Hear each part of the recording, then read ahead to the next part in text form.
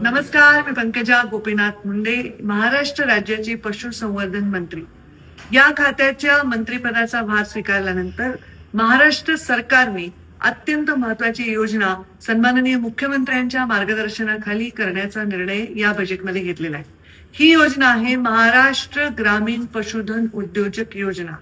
या योजनेमधून ग्रामीण भागाच्या आर्थिक विकासाला चालना देण्यात येणार आहे.